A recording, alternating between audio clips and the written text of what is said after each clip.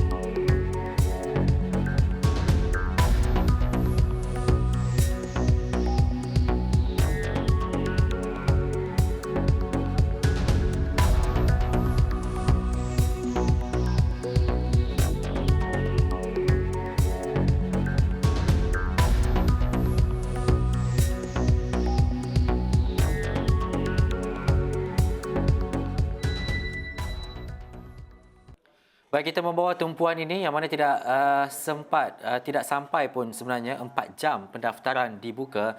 Menteri Penyelaras Program Imunisasi COVID-19 Kebangsaan Khairi Jamaluddin Abu Bakar mengesahkan 268,000 pemohon vaksin AstraZeneca sudah selesai didaftarkan. Dan menerusi ciapan di Twitter, Khairi Jamaluddin turut memohon maaf kepada rakyat yang tidak sempat untuk mendaftar vaksin tersebut pada Ahad.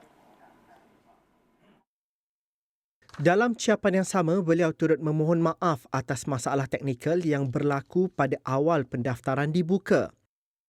Menurutnya, rakyat yang tidak berjaya mendaftar pada Ahad masih boleh klik pada kotak kelabu untuk meletakkan nama dalam senarai menunggu. Tambahnya, temujanji menerusi aplikasi MySejahtera atau penghantaran mesej kepada penerima vaksin akan diatur secepat mungkin. Program pemberian vaksin PPV khas untuk program ini meliputi Pusat Dagangan Dunia WTC Kuala Lumpur, Pusat Konvensyen Aidil Shah Alam IDCC, Dewan 1 Bangunan Peperiksaan Universiti Melaya UM dan Dewan Gemilang Universiti Kebangsaan Malaysia UKM. Individu yang layak boleh memohon mana-mana tarikh janji temu antara 5 Mei hingga 5 Jun bagi WTC KL, manakala IDCC pula 24 Mei hingga 6 Jun. Sementara pilihan tarikh janji temu untuk Dewan 1 Bangunan Peperiksaan dan Dewan Gemilang UKM ialah antara 5 Mei hingga 6 Jun depan. Kita juga memberi fokus kepada berita dan juga laporan yang mana Malaysia mengesan kes pertama kemasukan varian COVID-19 dari India dengan mutasi berganda dikenali sebagai B16171 dan hasil saringan di pintu masuk utama negara. Dan Menteri Kesihatan Datuk Seri Dr. Adam Baba berkata mutasi itu dikenal pasti hasil daripada analisis keseluruhan jujukan genom atau WGS yang dijalankan dari 24 April hingga 1 Mei lalu dan kes direkod melalui kemasukan seorang warga India yang melakukan ujian saringan di lapangan terbang antarabangsa Kuala Lumpur KLIA. Dan jelas Dr. Adham, berdasarkan laporan WGS, beberapa penemuan direkodkan membabitkan 59 genom dari Institut Penyelidikan Perubatan IMR bagi tempoh tersebut. Dan ia termasuk 30 lagi varian membimbangkan atau VOC, iaitu 27 varian Afrika Selatan B1351 dan 3 varian United Kingdom atau UK B117. Yang mana laporan Institut Penyelidikan Perubatan turut mengesahkan kes pertama VOC B1351 di Perak dan Kelantan membabitkan kewujudan kluster dengan 10 kes positif di setiap negeri terbabit. Dan mengulas lanjut, Dr. Adham berkata menerusi aktiviti pengesanan, Kementerian Kesihatan turut mengesan tambahan 7 kes varian dan 2 varian UK B117 di Selangor. Sementara itu, satu lagi kes varian UK turut direkodkan di Sadakan Sabah melibatkan bukan warga negara, dan katanya ia merupakan kes pertama varian dari UK dalam kalangan individu tanpa sejarah perjalanan ke luar negara dan berkemungkinan ia penularan tempatan. Dan seterusnya, setakat ini 48 kes varian Afrika Selatan direkodkan, 8 kes melibatkan UK, 1 kes India manakala 2 kes varian Nigeria. Dan IMR turut mengesan 1 kes nasabah C atau C36 daripada seorang individu yang mempunyai sejarah perjalanan ke Mesir. Baik, dalam pada itu kita melihat kepada dua perkara dan dua fokus penting ini. Kita nak bersama pakar kesihatan awam, Fakulti Perubatan dan Sains Kesihatan UPM, Profesor Madar Dr. Malina Osman. Assalamualaikum, Prof. Ya, Waalaikumsalam warahmatullahi. Prof, pertama kita nak melihat kepada AstraZeneca yang mana hari ini dibuka pada pukul 12.30 hari, tidak sampai 3 jam. Semua 260,000 telah pun ditempah dan didaftarkan. Apa respon daripada Prof melihat kepada rakyat Malaysia yang sukarela mendaftar untuk mendapatkan vaksin ini? Okey, pertama-tamanya saya mengucapkan syukur pada Allah Subhanahu Wa Taala. Ya, maksudnya memang kita sangat-sangat berterima kasih kepada semua mereka yang mendaftar dan yang menunggu untuk mendaftar. Ya, secara majoritinya memang kita semua bersetuju untuk divaksin. Seperti mana yang pernah saya bincangkan dalam perbincangan mengenai vaksin sebelum ini, saya berpendapat majoriti kita rakyat Malaysia sebenarnya bersetuju untuk mendapatkan vaksin. Tapi kita yang bersetuju ni biasanya tak banyak memberikan luahan ataupun ekspresi dalam media-media sosial. Ya. Maksudnya kita memang dengar fakta dan kita bersetuju. Bagaimanapun kita dikemelutkan dengan pandangan-pandangan yang mengelirukan dari mereka yang menolak vaksin. Dan mereka yang menolak vaksin ni bersuara dengan lebih lantang sehingga menyebabkan seolah-olah memberikan gambaran kita ni mungkin ada yang tidak setuju ataupun mungkin menyebabkan kemungkinan vaksin-vaksin yang ditempah tu akan terbazir. Jadi dengan angka yang dan juga sambutan yang telah ditunjukkan ini, ia memberikan keyakinan kepada kita bahawa insya-Allah kita akan dapat mencapai imuniti kelompok seperti mana yang kita harapkan dalam masa yang paling cepat kalau kita boleh dapat. Dan bila bercakap berkaitan dengan imuniti kelompok, kita melihat kepada bekalan vaksin dan sebagainya, dianjurkan juga seperti ini, sukarela untuk AstraZeneca dan sebagainya. Apa lagi antara mungkin langkah-langkah lain yang perlu kita lakukan dalam masa kita melihat ke depan ini untuk mempercepatkan lagi imuniti kelompok ini, Prof? Saya memandang sistem yang digunakan untuk mendapatkan pendaftaran AstraZeneca ini sangat berkesan, efektif. Maksudnya memberikan satu impak yang sangat baik kepada masyarakat. Dan saya cadangkan jugalah kalau macam kata dalam program sedia ada ini dapat kita juga memberikan peluang kepada rakyat untuk memilih appointment ataupun temu janji. Sebab bila ada kepastian sedemikian, sambutan saya rasa lebih meyakinkan, maksudnya mereka masing-masing memang menunggu untuk divaksin, dan bila ada sambutan lebih baik, penerimaan lebih baik, kita akan dapat cepat untuk mendapatkan vaksin yang berkenaan.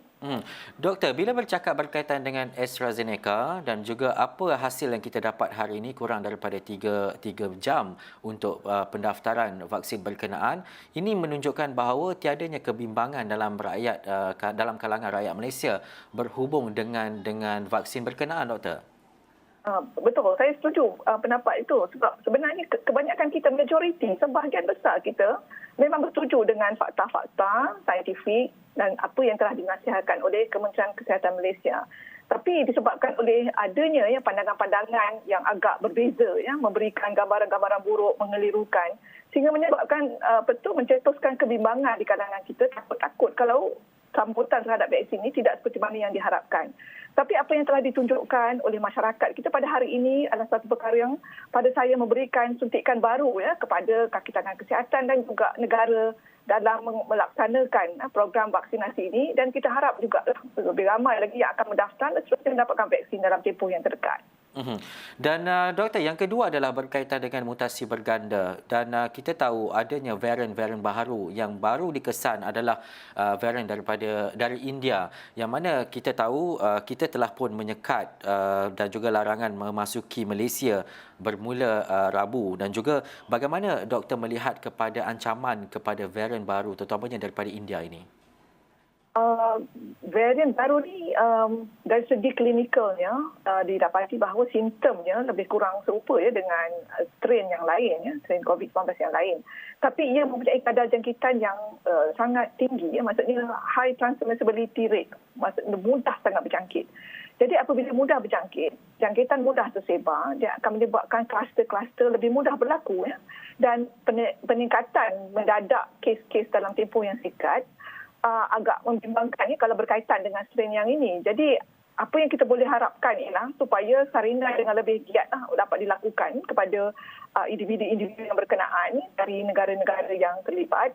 Dan di samping itu juga, pada pandangan saya, kita perlu juga mengenakan sekatan perjalanan kepada negara-negara yang berjiran dengan India, seperti mana yang diambil oleh Singapura. Dan dalam masa yang sama, kita perlu mempertingkatkan SOP, terutama kepada masyarakat, ahli masyarakat kita yang agak mobile, yang bergerak ke sana ke sini itu, memang perlu mengenakan tindakan pematuhan SOP yang lebih ketat. Maksudnya berjaga-jaga untuk tidak mendapat jangkitan ataupun berpotensi pula menyebarkan kepada individu lain. Doktor, melihat kepada dua keadaan ini, mungkin pemberian vaksin secara agresif untuk pastikan imuniti kelompok itu dapat dicapai. Dan yang kedua, kita melihat kepada varian baru, contohnya jangkitan yang melebihi daripada 3,000 kes dalam tempoh sehari dan sebagainya.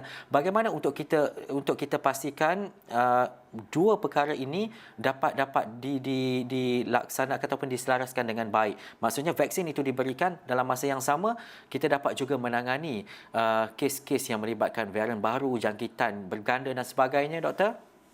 Seperti mana yang ditunjukkan dengan sambutan yang begitu menggalakkan pendaftaran AstraZeneca pada hari ini, saya sangat mengesyorkan supaya langkah pendaftaran untuk vaksin lain yang sedia ada dalam program imunisasi COVID kebangsaan sekarang ni dapat mengambil itibar. Pada saya memang sangat elok kita buat pendaftaran seperti mana AstraZeneca pada hari ini, yang mana ia akan memberikan lebih keyakinan kepada penerima di kalangan individu, di kalangan rakyat negara kita. Dan ia juga mengelakkan terbazirnya, sebab pada waktu ni sistem dalam MySejahtera tu, tarikh itu diberikan oleh kaki tangan yang melaksanakan. Jadi kadang-kadang ada masa yang tersesuai, dan saya mendapat laporan di lapangan sana. Kadang-kadang yang hadir hanya 1/3 ataupun 2/3 daripada mereka yang telah dijadualkan, dan ia agak mengecewakan. Dan program berkenaan sebenarnya seboleh-bolehnya memang mengikut jadual, tapi disebabkan oleh ada yang tidak dapat hadir pada hari yang ditentukan. Jadi melalui sistem yang diperkenalkan dalam sistem pendaftaran AstraZeneca ini, pada masa sangat bagus, sebab masing-masing boleh memilih hari dan tempat yang mereka rasakan sesuai, dan masing-masing boleh tahu bila akan dilaksanakan. Jadi dengan penjadualan seperti ini, kita dapat memperolehi lebih banyak mereka yang tampil hadapan untuk divaksin. Dalam masa yang sama, masing-masing dapat perlindungan, dan bila kita berhadapan dengan varian ni, insya-Allah bila masing-masing kita dapat imuniti terhadap ni, keadaan dapat lebih dikawal dan kita dapat mengelakkan peribakan jangkitan di kalangan masyarakat. Doktor, akhir sekali, mungkin sekali lagi saya nak mahukan doktor memberi keyakinan kepada rakyat masyarakat Malaysia khususnya bahawa kepentingan vaksin, tak kiralah vaksin mana yang telah pun dipersetujui oleh kerajaan untuk mengambilnya, dan juga untuk rakyat Malaysia bersama-sama. Kalau ada lagi selepas ni, daftarlah seperti mana yang kita lihat untuk AstraZeneca hari ini. Okey, kalau kita lihat daripada 100,000 sebab saya baca baru-baru ni 100,000 individu di negara kita ni, kita mempunyai keberangkalian sebanyak sejumlah 370 orang mungkin akan dijangkiti kalau tidak divaksin Dan dari jumlah tersebut mereka-mereka yang dijangkiti COVID tu minta maaf 1,350 yang mungkin dijangkiti, dan daripada jumlah yang dijangkiti COVID tu sejumlah 370 akan meninggal dunia. Tapi mereka yang mendapat vaksin daripada 100,000 tu, komplikasi yang hanya dicatatkan hanya seorang, sangat kecil. Jadi kita tidak perlu takut sebenarnya. Kalau kita lihat pun dari segi ubat-ubatan lain, semua ada kesan sampingan. Tidak ada ubat-ubat yang lebih bebas dari kesan sampingan. Dan kita harap semua dapat tampil dan mempercepatkan proses vaksinasi ini terus dapat mengakhiri pandemik di negara kita. Baik, terima kasih Profesor Mada Dr. Malina Osman. Apa yang doktor cakap tadi, semua ubat ataupun apa yang kita ambil mesti ada kesan sampingan. Tetapi itu antara perkara yang perlu kita lihatlah. Jangan takut untuk ambil vaksin atau apa sahaja yang telah pun ditetapkan oleh kerajaan. Terima kasih sekali lagi Pakar Kesihatan Awam, Fakulti Perubatan dan Sains Kesihatan UPM. Kita nak berhenti rehat seketika, kita kembali selepas ini.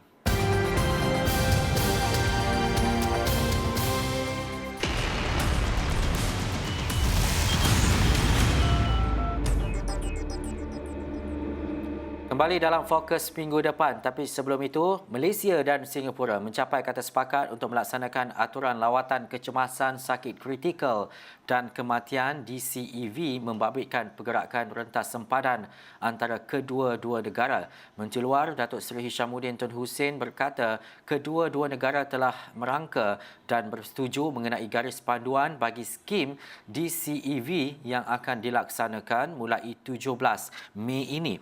Dan katanya DCEV merupakan skim pampasan perjalanan untuk kematian, penyakit kritikal serta lawatan kecemasan membabitkan Malaysia Singapura. Perincian lanjut mengenai prosedur dan syarat kemasukan akan dikeluarkan oleh pihak berkuasa masing-masing iaitu Jabatan Imigresen Malaysia dan Penguasa Imigresen dan Pusat Pemeriksaan ICA Singapura. Dalam perkembangan sama, Hishamuddin berkata Kementerian Sains, Teknologi dan Inovasi dan Pejabat Negara Bijak dan Pemerintah Digital Singapura turut bersetuju untuk mengiktiraf sijil vaksinasi yang dikeluarkan kedua-dua negara. Kata Hishamuddin, perjanjian itu diharapkan akan membuka jalan kepada perbincangan lanjut antara Malaysia dan Singapura untuk memuktamadkan perjanjian bagi pelancong yang divaksin untuk menyambung semula perjalanan rentas sempadan dalam masa terdekat. Berhubung gelembung perjalanan udara pula, Hishamuddin berkata perbincangan masih lagi berlangsung. Dan katanya kementerian menyedari bahawa cadangan tersebut hadir bersama dengan cabaran yang tersendiri untuk direalisasikan. Sementara itu, dalam kenyataan bersama, Hishamuddin dan rakan sejawatannya dari Singapura, Dr. Vivian Balakrishnan berkata, Malaysia dan Singapura akan terus melaksanakan kemajuan dalam program vaksinasi masing-masing untuk memvaksinasi penduduk termasuk rakyat Malaysia yang tinggal di Singapura dan warga Singapura menetap di Malaysia.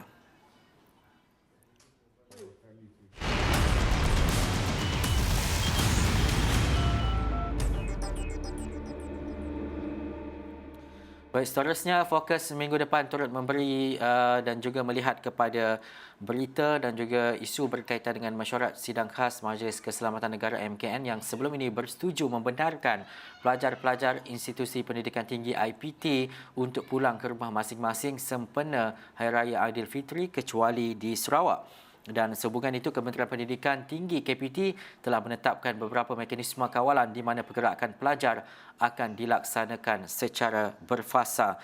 Dan tarikh yang ditetapkan bagi pergerakan pulang ke rumah masing-masing adalah antara 7 hingga 12 Mei, manakala pergerakan pelajar kembali ke kampus ialah pada 15 hingga 20 Mei 2021. Dan seterusnya untuk bercakap lanjut berhubung perkara ini, saya nak terus saja bersama dengan pensyarah Fakulti Pendidikan UKM, Dr. Anwar Ahmad menerusi Skype ketika ini. Assalamualaikum Doktor. Assalamualaikum, apa khabar Ihsan? Alhamdulillah doktor, melihat kepada banyak berita yang kita dengar 1 ke 2 hari ini, minggu depan kita tak tahu apa pula dan bagaimana keadaannya dengan PKP yang akan dinilai semula di peringkat negeri dan sebagainya, percaturan pelajar untuk pulang sempena Aidilfitri. Bagaimana doktor melihat kepada rasional dan juga senario ini kepada pelajar dan juga mereka yang berada di Institut Pengajian Tinggi khususnya? Baik, terima kasih Ihsan. Pertama sekali kita sambut baik cadangan dan juga pelaksanaan keputusan pihak KPT untuk membenarkan pelajar pulang ke kampung kecuali Sarawak, dan tentu saja kebenaran ini dilakukan dengan memastikan SOP dilaksanakan sepenuhnya. Dan kalau kita dapat lihat pergerakan pelajar ini dipantau, dirancang dengan sebaiknya, dan malah pihak universiti terutamanya di bahagian haiwan pelajar telah memastikan bahawa semua SOP itu dipatuhi dan dipastikan pergerakan itu berada dalam keadaan yang baik dan selamat untuk pelajar-pelajar.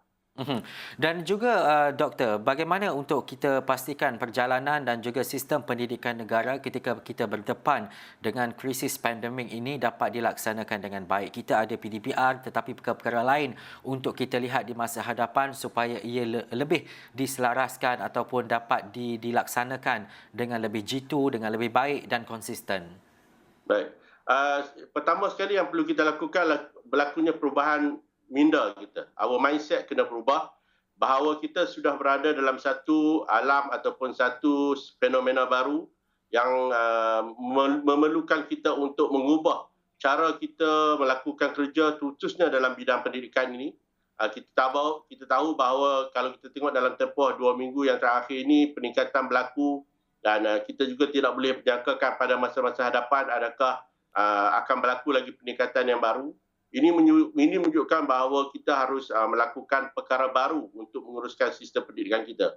Perkara yang banyak dicadangkan oleh pihak Badan Dunia, OECD, UNESCO, UNICEF adalah dengan melakukan beberapa penambahbaikan kepada sistem pendidikan ataupun sistem persekolahan.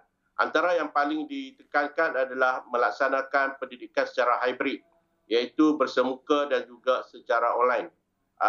Malangnya kita di negara kita, nampaknya kita tidak begitu bersedia sepenuhnya dari segi online. Dan ini yang menjadi masalah yang terbesar atau cabaran yang paling sukar untuk kita selesaikan. Kita mengharapkan supaya kemudahan online ini dapat dilakukan dengan segera. Kawasan-kawasan akses kepada internet ini dapat dipertingkatkan. Pelajar-pelajar, terutama kumpulan B40, pelajar miskin, dapat disediakan bantuan komputer dan peranti, dan ini dapat mengurangkan masalah pembelajaran pelajar pada masa depan. Dan yang lebih penting juga adalah cara kita menguruskan sistem persekolahan kita. Kita tahu bahawa sekolah kita dibina dan cara kita bekerja di sektor sekolah adalah seperti zaman sebelum datangnya pandemik COVID. Kepadatan pelajar di sekolah, sistem bangunan dan juga bilik raja itu semua telah wujud sebelum pandemik. Apabila pandemik ini melanda kita, kita harus mula memikirkan bentuk-bentuk dan juga cara kita menyuraikan pelajar, bilangan pelajar di dalam setiap bilik raja, bagaimana guru berinteraksi dengan pelajar, itu harus dilakukan. Malah pada saya penjadualan semula sistem persekolahan itu perlu dilakukan untuk memastikan bahawa bilangan pelajar pada satu-satu masa tidak terlalu padat di dalam sesi persekolahan.